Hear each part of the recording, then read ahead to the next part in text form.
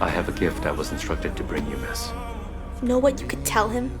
That I stopped waiting to hear from him a long time ago. I'll pretend my dad doesn't exist and he can forget about me too. These were your father's belongings.